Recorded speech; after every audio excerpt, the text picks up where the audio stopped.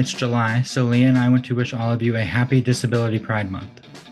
Alex and I are so excited to present this episode to you and wanted to let you know that since we recorded this, the movie we're going to be discussing, DARUMA, that's spelled DARUMA, is now available to watch free with an Amazon Prime subscription.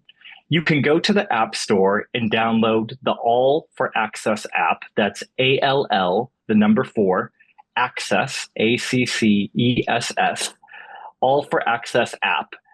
And you'll be able to sync the film with the audio description track on the app. How it works is you start playing the film on Amazon Prime Video, and then you press the sync button on the app, and that will go ahead and sync the audio description track so you can enjoy. We hope you all enjoy this episode.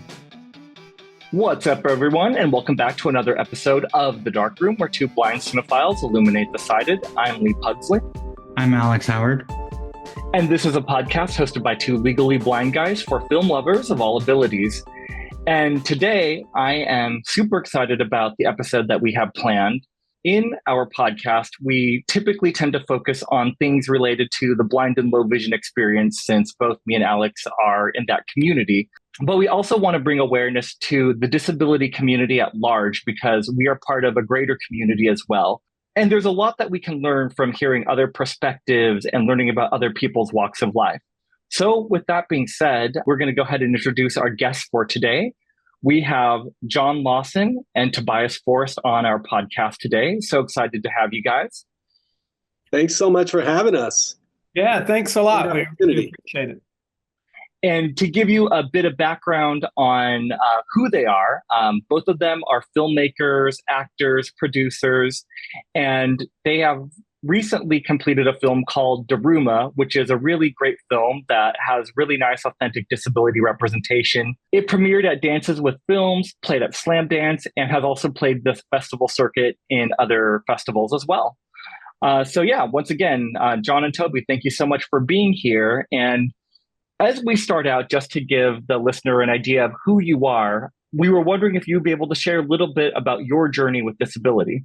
Well, I think John has paved the path in a way for me, so I'll let him continue to pave the path. John, take it away. Well, I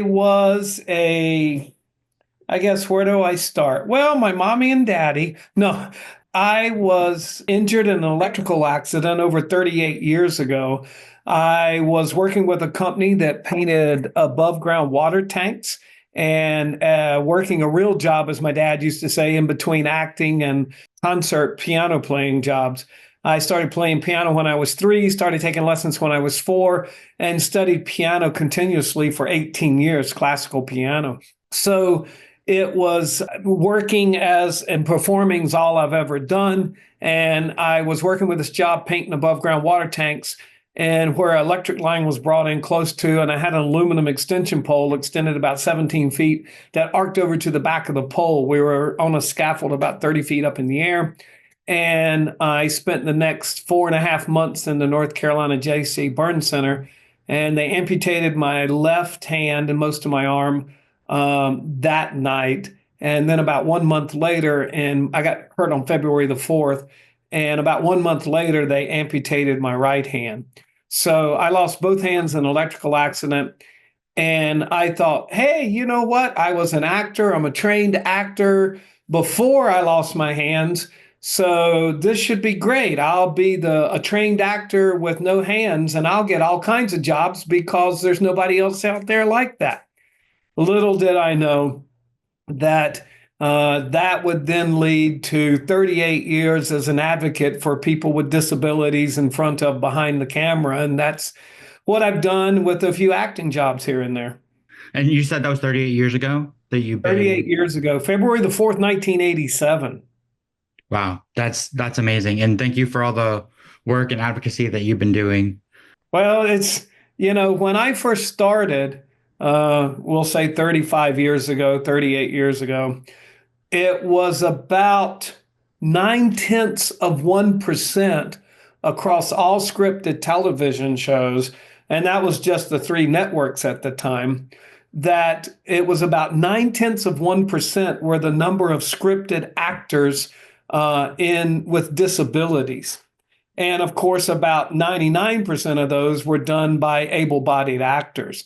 So here we are 38 years later, and a new report just came out that out of 350 TV shows, and they did it for 7 years from 2016 to 2023, all over those whole 7 years, only 3.9% of the characters had a disability, which now the number in the US is approaching about 30%. It's about 28.7% of the viewing and purchasing audience in the US has a disability. That's about 70 million people who aren't seeing themselves represented into the entertainment that they welcome into their home or that they spend their discretionary income to go see on a big screen. Yeah, for those who don't know, it's about 1 in 4 people have a disability. Right. I mean, if media were a correct representation, about 1 in 4 characters would also have a disability. Hey, there's 4 and 4 on this podcast. There you go. That's very true. We Toby, got 100% rocking this thing, guys. Yeah. Yeah, I think this is the blueprint. Yeah, it's about 16% of the world's population, or about 1 billion people. Wow. So you can imagine the amount of discretionary income from either, 1 billion people or about 70 million people in the United States that could be spending money on television shows that are advertising or selling products or going to the movie to watch the films. Yeah, no, that's all very true. And Lee and I bring up the point that I think as you look at the population getting older, more and more people have a disability. Obviously, you have trouble hearing and seeing and other things like that. Toby, what is your journey with the disability community and all of that? Yeah, I mean, unlike John, I was not really an actor before. I was a singer. I was in a band, and I was doing that, and I was a jeweler in college. And then I had a diving accident. I was diving off of the side of a waterfall in the Grand Canyon, and it was too shallow and shattered the fifth vertebrae and did some drowning and some dying, and they're not ready for my sense of humor, or they're not ready for my sense of humor down there. But so I sort of, my whole life changed. I had to give up on jewelry and became a quadriplegic, started using a wheelchair, spent a couple months on life support, a few months in rehab, and just sort of adapting to a new life, and decided to go back to school and get a master's in psychology. And while I was doing that, I had to portray someone with Alzheimer's. And after I did that, my class asked me why I wasn't an actor. So I reached out to my good friend, Danny Murphy, who was a fantastic actor, quadriplegic, and in all the Farrelly Brothers movies. And he's looking down on John and I right now, hopefully proud of this movie, Daruma, and its representation. He was a huge advocate. And so he inspired me to take some improv classes. And soon after, I moved out to LA, and he told me about the Christopher Reeve acting scholarship. So I auditioned, my first audition with the old man with Alzheimer's, and ended up winning the scholarship, and it totally changed my life. And so, just little roles by little roles, and gaining experience and knowledge, and being humbled in the process. And now, 20 years after that, I won a Christopher Reeve acting award at the Media Access Awards for Daruma. So not only is this movie opened up minds and conversation and accessibility, but it's given John and I a chance to be, award-winning actors, which is rare in this world. Yeah, no, that's amazing. And a huge congratulations to both of you on the accolades that you received for this movie. Very well deserved. And we want to go ahead and dive into talking about Daruma, actually. And I'll just say that I really appreciate this movie because when we talk about disability representation, what you guys bring to the table in this movie is just telling a very authentic story of the human condition. And what I love about this movie is the main focus isn't, oh, let's focus on the disability of these characters. It's focused on the human experience. And if you were to take the story and put other actors in it, the story is still the story. But what I love about it is you still bring your own authentic experience and walks of life to the movie, but that's not the focus. I mean, one of the conversations that we always have is, how can we get representation out there where it's not about the disability, it's just about the human condition and the universal human bonds that connect all of us together? And I think you guys accomplished that so well in a very poignant and thought-provoking, humorous and moving way. So congratulations to you guys on that. Thank you very much, Lee. Yeah, I saw the movie at Dances with Film in 2023. It was fantastic, and the audio description was there right from the first screening, so that was awesome. And for those of you who want to check out DARUMA, you can rent it on iTunes and Amazon and everywhere where you normally would rent movies digitally, and you can download all number 4 access, and it syncs your phone to the movie, and you can have the audio description wherever you're watching it. So that was really cool. I just have to mention that the company that did that is Audio Eyes, and they've done tons and tons of audio description for major award shows, major television shows, just tons and tons of stuff. They're a great community led by Rick Boggs, who is a blind, visually impaired business owner, and it's really driven by guys that know their business, and that are really focused on just creating a really great product. So they did that for us, and we're totally just so happy that they were there and appreciative that Audio Eyes came on board and helped us out to make it a fully inclusive movie. Yeah. Something that was also very important to Toby, myself, and the producers, that this film with authentic had to be more than just authentic casting. It had to be available to everyone. So it has burned in captions as well, or there's captions as well as audio description. Yeah, that's really huge especially for a movie like this, but for any movie to do. But the fact that you guys went above and beyond and made, obviously it's a movie featuring disabled actors, so you want it accessible to everyone. But to piggyback off of what Lee was saying, I think what's really great about this movie is that the story could be told with able-bodied actors, but the fact that you two do have a disability and the characters do as well adds another layer to the story and, really fleshes out the characters and makes them feel like real human beings. And so I wanted to see if you guys could, summarize the movie for people, but then also talk about the production of it, how it was being on set, what accommodations you guys had, all that kind of stuff. Well, again, John was the pioneer for this film for both of us. I wouldn't have been here without him. But John, why don't you tell the story about how it all began? Well, Toby and I have known each other for quite a few years. We've met, I think, through Danny Murphy, probably. Toby and Danny were friends. And then with me being involved in the disability community, I met Danny, and Toby and I became friends. And we, I don't know how many years ago, started reading for each other. When we would have an audition, we would be the off-camera reader. And so my agent called me and said, hey, there's this audition for a double hand amputee. It's not in your age range, but would you still like to audition? I go, hell yeah. I've been doing this for 30 years. I've never seen an audition for a double hand amputee, come out in a breakdown. So I, of course, went over to Toby's house, and he was reading for me, off camera for the audition.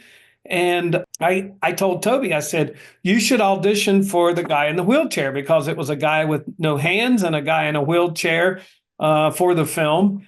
And he goes, well, I don't have the part, I don't have any lines. I go, well, just read the opposite. We'll just turn the camera around. I told John no about 4 times. Yeah, he did. He kept saying, no, I'm not going to do it. It's a paraplegic. I'm a quadriplegic. They're going to have to do a bunch of things. They're going to want me to do a bunch of stuff I can't do. I don't want to waste the time on their film. but he convinced I me. just told him, I said, well, just do it and let them say no. Don't say no for them. And of the two scenes that we did, we sent them in. I sent mine in. Toby sent his to his agent. They went on and sent it in. And then we got called in for a callback. And when we got into the room, or when we got there in the waiting room, I asked the producer, we didn't know anything about them. Could Toby and I audition together in the callback? And they said, yeah, sure. So we did. And I think out of the two auditions, one or two scenes, one was where I was like mad at him, which to me, that's easy to do, what I call cage rage. You know, Nicolas Cage always has a scene where he's raging. And then there was one where this kind of touching scene where we were friends. And I think our true friendship over all those years and working together and auditioning together for so long came through. And that's sort of what clinched it for both of us. So, and Toby's just an amazing actor to begin with. So vice versa. And I think that transferred onto the experience of being on set. I mean, Kelly and Alexander Yellen are the writer, producers, and he's the director. And they were committed to inclusive casting and authentic casting, despite many offers to cast famous people and try and do it for a big money. They said no, stuck to their guns, cast John and I. We did a little proof project that went through, and then the film went through, and being on set was a fantastic experience because, one, I had John there who already kind of knew how to look out for me on a big brother sense. You know, if I needed something, he was there to look out for me. But Kelly and Alex already were, hands-on. We had all worked together a little bit before. And despite only having 15 days and a very small budget to do this film, they were able to do it in COVID, with John and I. And it just proves that this indie film with no budget and two authentically cast actors can create a product that is not focused on disability to try and sell it, that feels real, that is inclusive to everybody. And it doesn't use CGI and tactics to try and pull at your heartstrings by using disability as a trope. And it's really, I think, a blueprint for if the major film companies would do the same thing, we would really have some better products out there. I think there's things within the disability community that will always benefit the community at large. Not just elevators, but I think sign language behind the scenes on crews would be helpful. I think, making sets as ADA compliant as possible would be helpful. And obviously writing authentic stories and using authentic people as those characters, it just takes away all of the obstacles, right? And it creates something that feels true. So, and that was one thing that was important to Toby and myself, was that both Robert and Patrick, the two characters, are nothing like the disability tropes that are prevalent in films that we've all seen. And both of the characters are just groundbreaking, fully faceted, nuanced characters who just happen to have disabilities. And as you said, they could have put able-bodied people in there. And the film, it's important to say also that, we go to movies to feel something. And DARUMA is a movie that will make you feel. It's not a moral lesson movie at all. And the movie just has a heart that anybody can relate. And in a way, it's a survival story and a rescue story. And that makes good drama. And you're going to laugh some along the way, too. I always say that it's what you think is going to be a movie about two guys with disabilities, you just find out it's a movie about two guys who are just really bad fathers. Yeah, no, that's all of that is so well said. And I mean, as a creative myself, when I'm, in the producing chair or the writing chair, the way I approach projects to bring authentic representation is thinking about if this story did not have actors with disabilities at all in it. What is the human core of this story? What is something that everyone in the audience can say, I see myself in parts of this character or that character. I felt the way that this character feels. And I think with Daruma, you guys did that very well because there was that human core, that human heart there. And the other thing I loved about it too is that, you know, for so long we've seen like, you know, the inspirational disabled character that's just everyone is very saintly and angelic. And, you know, let's be honest, as, you know, people within the disability community, it's like we're human too. We have good days, we have bad days, just like anyone else. So it's like, let's show all sides of that too. Let's show the sides of humanity that can be angry, that can be frustrated, that can be annoying, you know, but let's also show the sides of humanity that can be joyful, that can be, you know, can grow, can learn, can arc as well. You know, all of that was there in Daruma. And I really appreciate the way that it was crafted in that regard. And I think that is so much due to Kelly and her writing. I am so impressed because as a writer myself, you know, she has included so many aspects of society into this film without it feeling pressed or heavy-handed in any way. She gives you substance abuse, disability issues, PTSD issues, you know, veteran stuff, health coverage, wheelchair transportation, Alzheimer's, transportation, you know, having a disability, just so many topics that anybody can grab a grain of salt on and go, oh, that I know what that tastes like. Well, as you said, Lee, I agree. I want the viewers to see themselves represented in a way that reflects the reality of their own experience, whether they have a disability or not. And that's what I hope the message in this film carries, that it will empower others by affirming that they don't have to fit into the limited narratives of triumph or villainy. You know, people with disabilities often are, but that their stories, like all stories, are varied and valid. And that's what I'm hoping, that the film will challenge the assumptions about what disabilities or what disabled people can achieve, showing that they belong in literally every aspect of life, including roles that aren't specifically about disability. You know, I'm a guy driving across country with a quadriplegic, or in the movie, a paraplegic, and a 4-year-old little girl in the back seat with no hands. You know? So people think I can't drive a car, but yet I'm an airplane pilot. You know, I have my pilot's license as well, so I fly airplanes with no hands.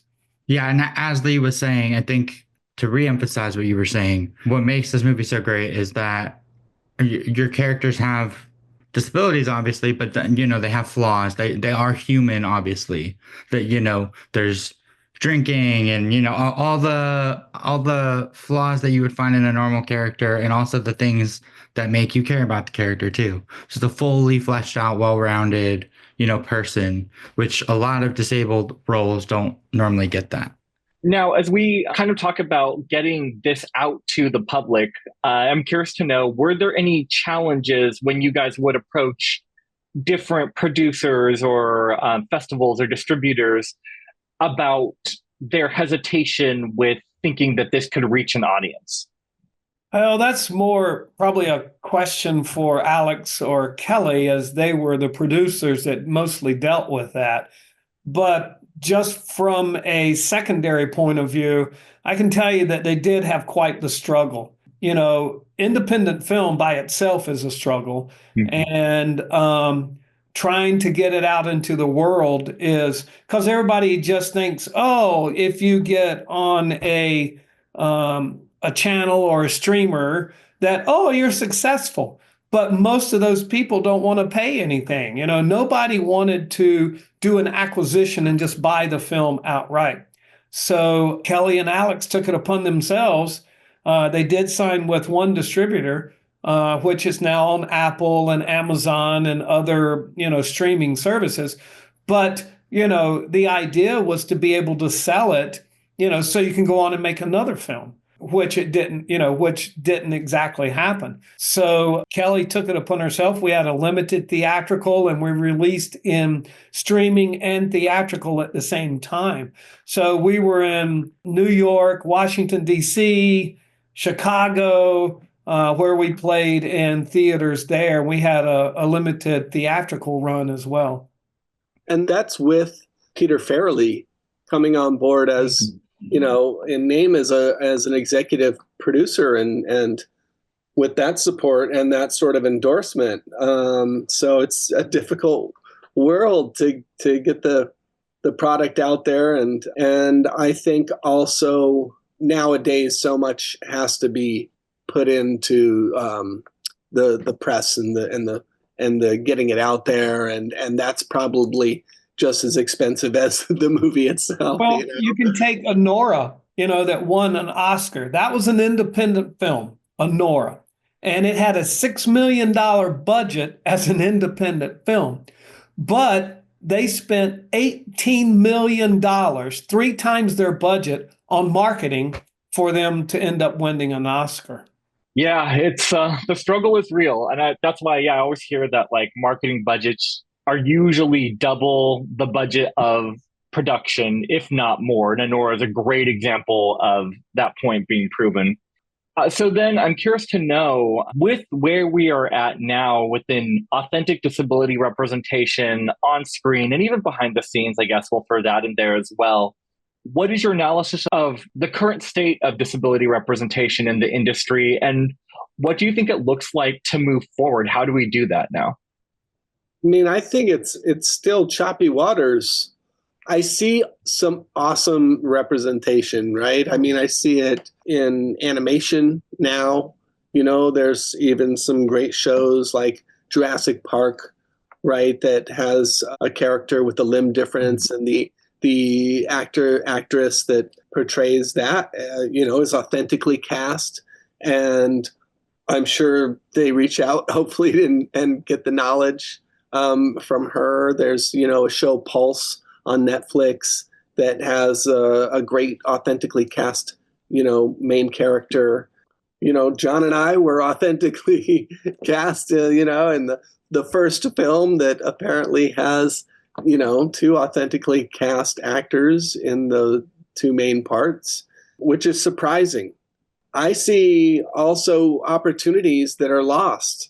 I mean, How to Train Your Dragon is coming out, and so many opportunities for actors, with a limb difference that are being lost to, big names that will be green screened, and have a blue sock on their leg or their arm or whatever, and cost tons of money, and won't bring the authenticity that an actor like John could bring to those roles, even if it was just a voiceover, but this is a live action, and those are opportunities that are just being lost. I mean, you still have, actors portraying characters in wheelchairs that aren't. And, I spoke with someone the other day. I said, what's your favorite movie? They said, Me Before You. I said, yeah, I wish I could enjoy the movie, but I can't, because I feel like it took the part away from somebody who could have really had a chance to But not only that, but the main theme of Me Before You is that it's better to die than to live with a disability. So, I mean, narratives. But it's telling the world. Yeah. It's telling the world that, hey, if you get a disability, you're better off just dying, and that's just so shameful. And there are some few examples. Daryl Mitchell on the new show Shifting Gears with Tim Allen. Katie Sullivan, double leg amputee, is doing a recurring role on Hacks, and she's done Broadway and a couple of other things. But there are a few examples. Toby's nemesis, Christopher Thornton, Not my nemesis, because I owe him everything. He's but every time actor, he actor. auditions for a role, it seems like where he's going up against Christopher. But he's been in Hawaii, not Hawaii 5-0, but I don't know. He was in the show in Hawaii. I can't think of the name of it right now. But what you're saying is that there's some really amazing like authenticity. Right. There is, Ali but it's only Stroker, one every Michael once in a while. Thornton. There's a lot of amazing talent, and the pool is deep if Hollywood wants to go, dipping their toe in there and going, oh my gosh, there's some real talent here. Right. One great thing that, we are all aware of here is the Easter Seals Disability Film Challenge. I'm wearing the shirt right now representing, they just had the award show. John was there with me on the red carpet, and he's got a film in there. He's been doing it for years. And that has proven that, people can make their own product, create it, and put it out into the world, even if it's just a short film, and bring some authenticity, some representation, and hopefully highlight that there is talent out there that can be tapped into, and stories that can be told that aren't solely focused on disability, trying to pull at your heartstrings or make you angry or do whatever. Yeah, the goal is to expand disability representation to the point where the presence of a disabled actors and crew members is normalized. It shouldn't be just one individual who represents the whole disability community. We've got 2 or 3 examples that we've just given, but they go, oh, look, here's this person, here's that person. But as we were saying before, approximately 1 in 4 people, but yet less than about 2% of the characters are actually with disability, and they're still being used, able-bodied people, to pretend to put on the character of disability. And it's amazing to me that, people will say, well, the best actor should get the role. And that's true. But would we say that someone can put on this cloak of disability, pretend to be blind, pretend to be in a wheelchair without the life lived experience?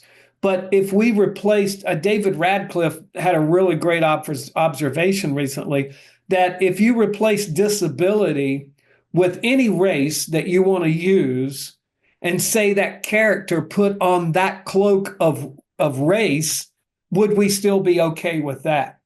And I think that's an interesting commentary, because we accept it for disability, but we don't for any other of the protected groups.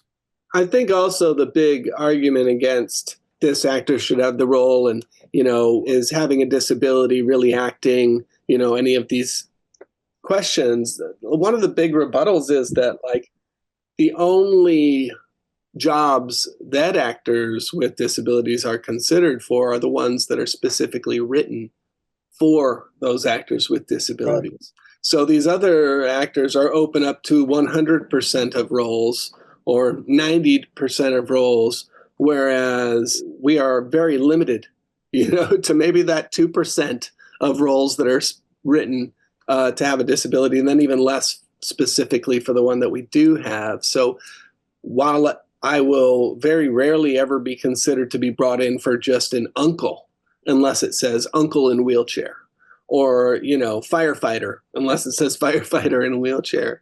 And I guarantee there's firefighters in wheelchairs. They may not be on the front lines of the fires, but they're doing something. Or people with visual impairment, hearing impairment, limb difference, all the above, unless the door is opened for us as well, for all of those roles, then I feel like, no. It's give me the ones that are specific to me first. At least give me a shot first. And if I don't fill the dotted line, then go after whatever else, but I think there is authentic casting, inclusive casting, and then traditional casting. And authentic casting is trying to be as close to the character as possible. Inclusive casting is, hey, maybe they have some of the traits that this character, and they can identify with that.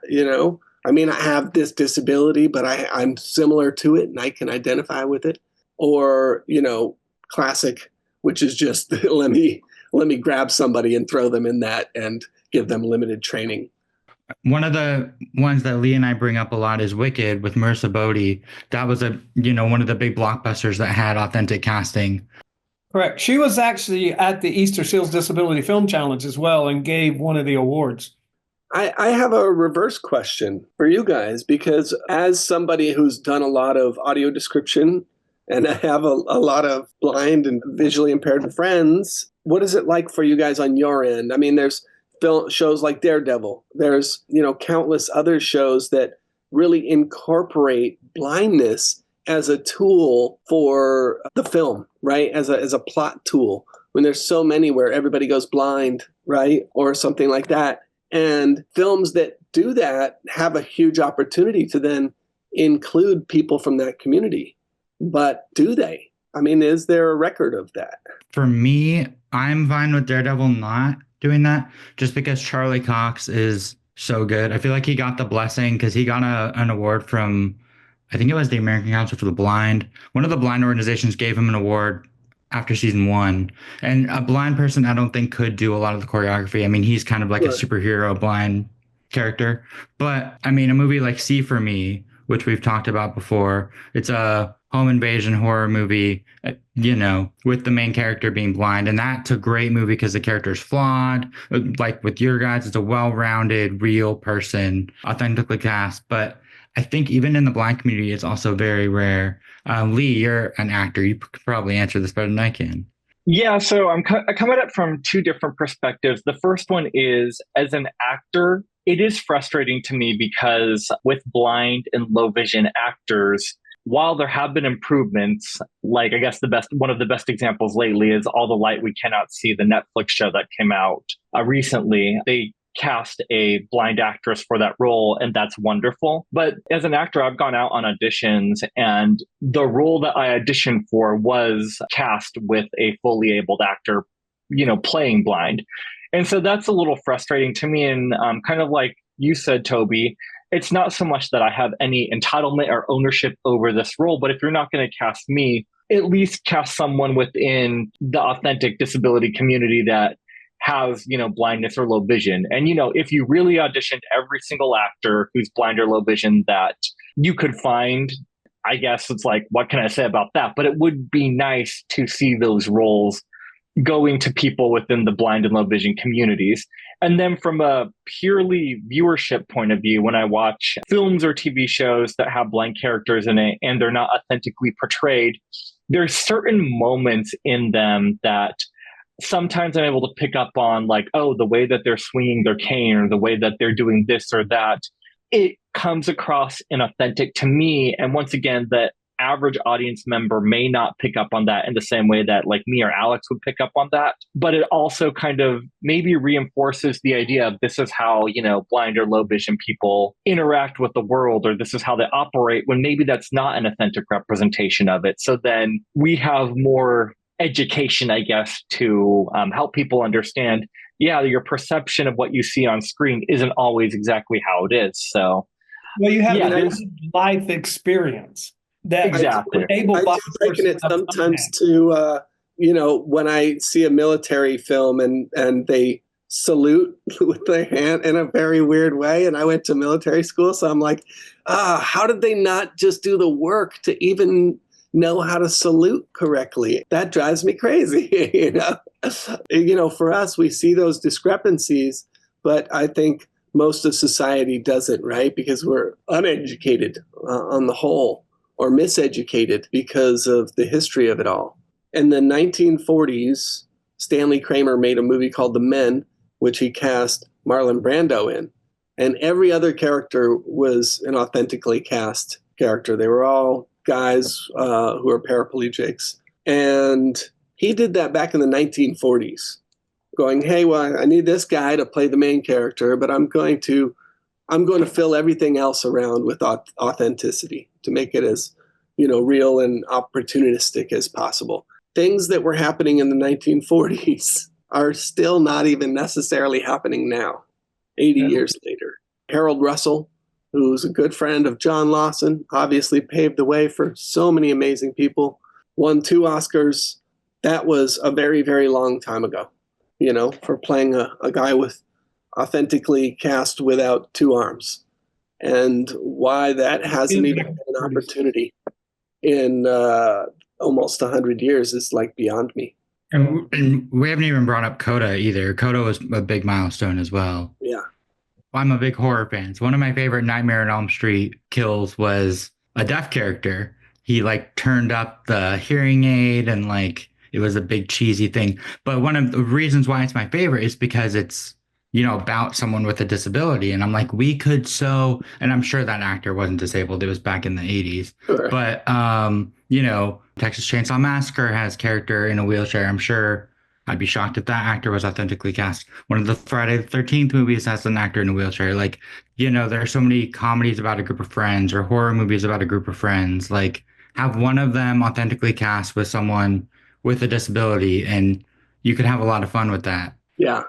I mean, I think always, and I think just by the nature of my limitations, right, it brings unique qualities to a character that might otherwise not exist there. And I think that's for everybody. I mean, we're all uniquely different, but I think especially having a difference, with a disability, if you don't address it, it will naturally add flavor to the soup that's being created. Good way to describe it. And that's why I always talk to casting directors or producers and, agents and stuff. And I'm always like, just send us out for roles that are not disability specific. Even if the casting director doesn't cast us, there's visibility. We're getting that visibility. We're helping to change the narrative for casting directors to think, oh, maybe there is another option that I've never even thought of.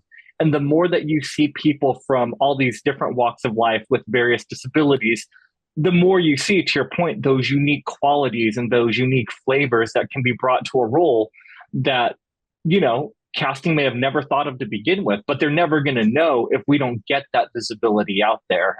I guess I'm just a very big fan of like the idea of visibility, and the more that we can get ourselves out there, whether that's creating our own content, doing the Easter Seals Disability Film Challenge, making movies like Daruma or other disability-centered films with authenticity, the more visibility we're going to have, the more people are hopefully going to be able to see that, and at the very least have their thinking stimulated to think, oh, I wonder what other directions we could go with stories now.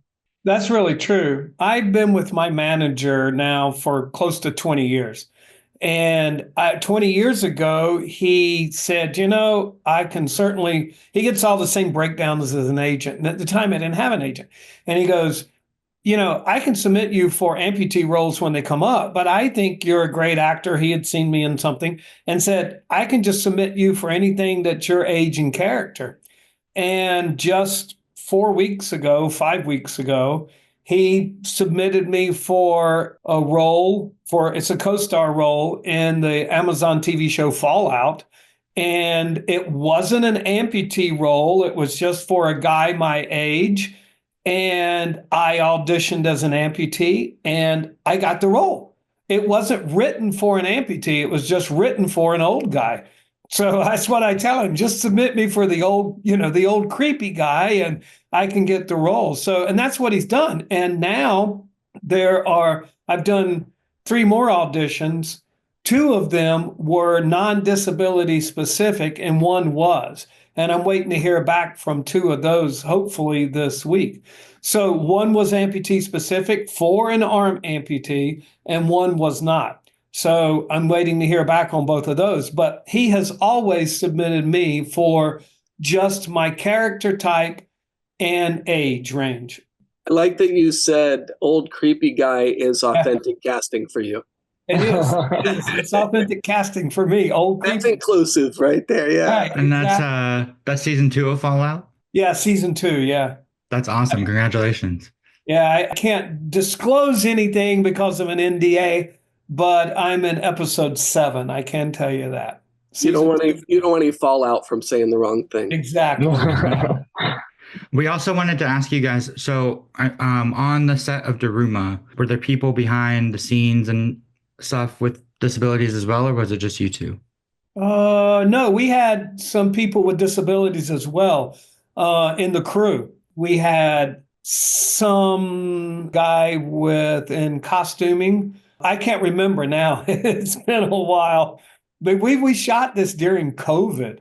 Oh, wow. Yeah, we were all wearing masks and, face shields. And being COVID tested every day. It was quite the experience. But yes, there were also, I think there was another award that the film got because like 50% of the crew was female.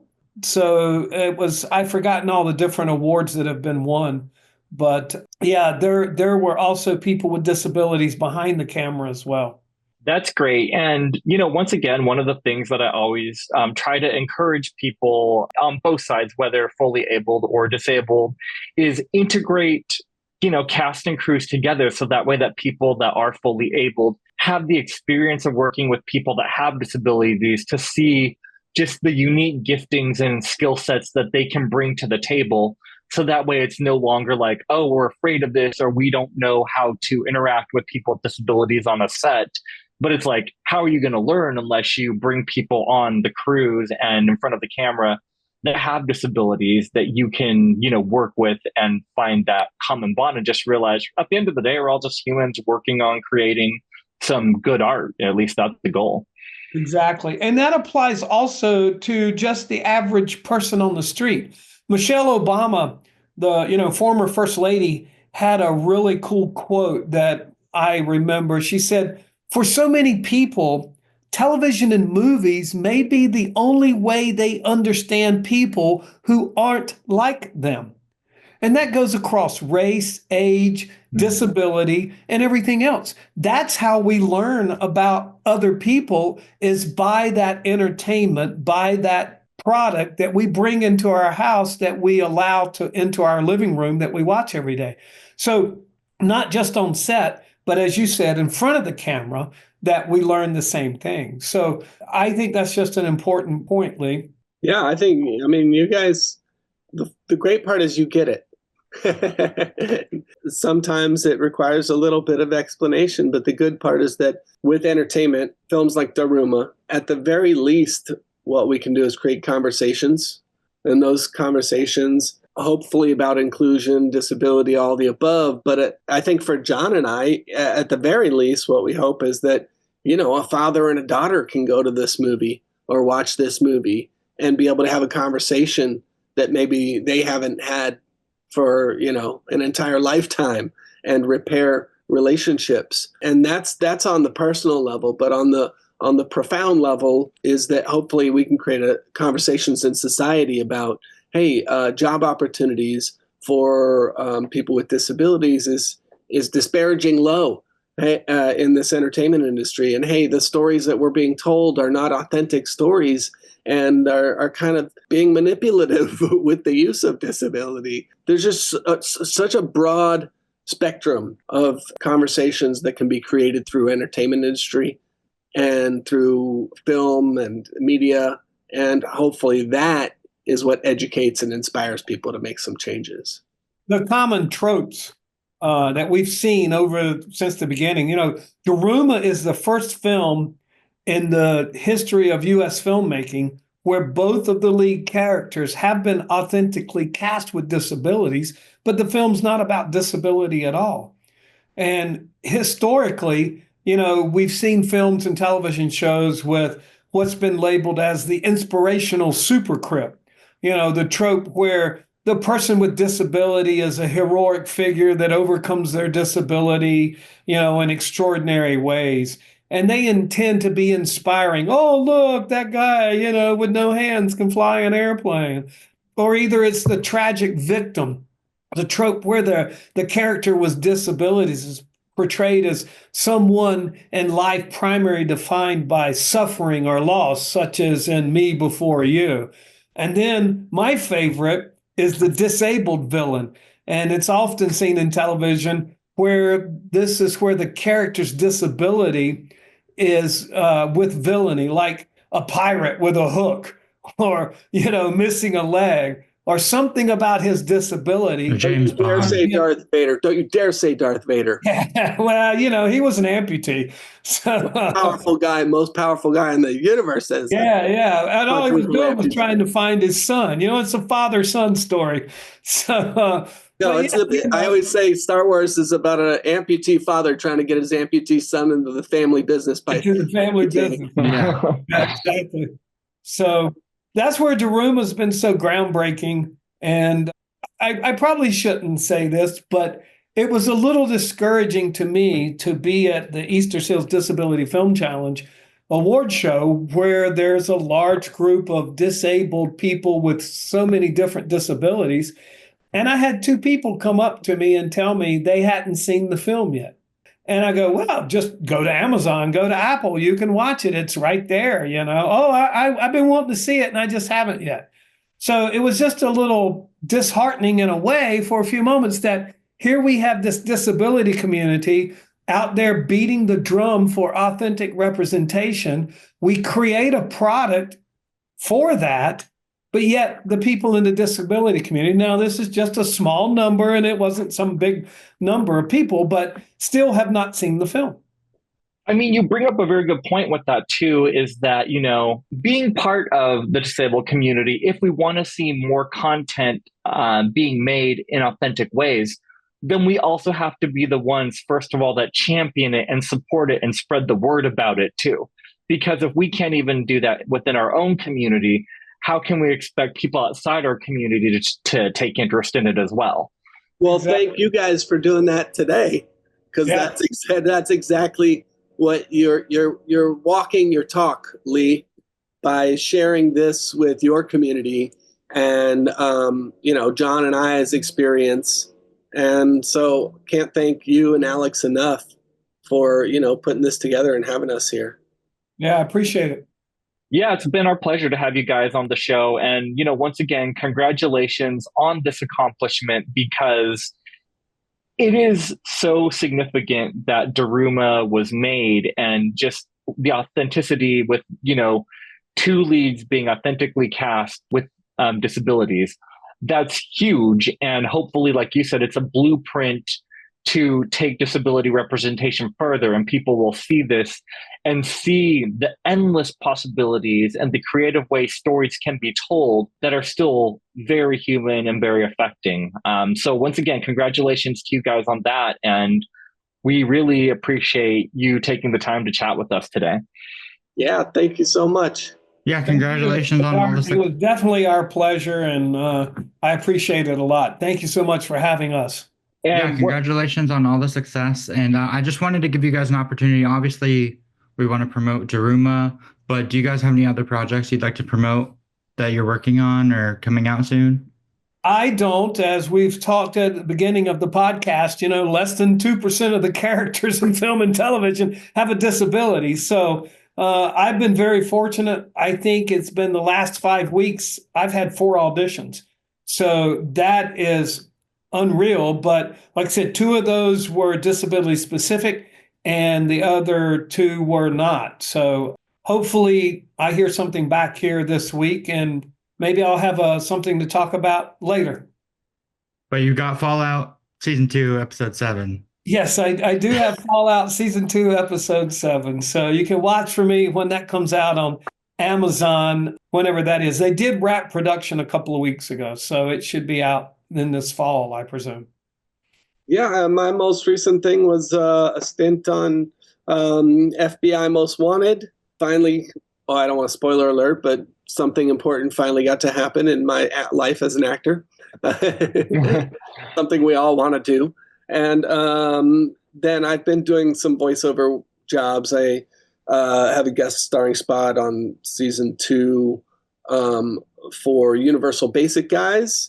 And then I've have a children's animation show that I've been very fortunate to do that hopefully will be coming out sometime this year. But you never know with animation. You just kind of do the thing and see if it pops into the world.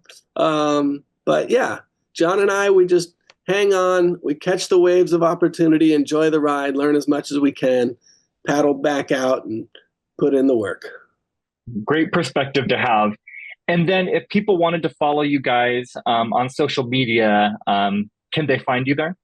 Yeah, creepyoldguy.com. No. No, I'm on Instagram at JWLawson57. Hard to believe there were 56 other ones. But JWLawson57, you can find me on Instagram.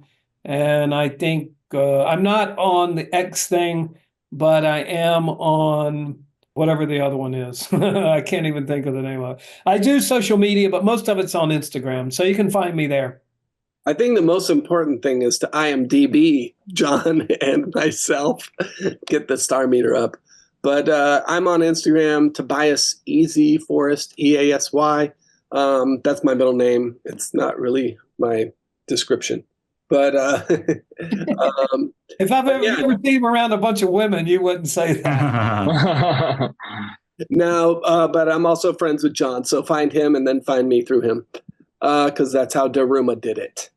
So thanks again, guys. I have to say that, I won the best actor at Slam Dance, and I said it there as well that, Toby always showed up with his best because that brought out the best in me.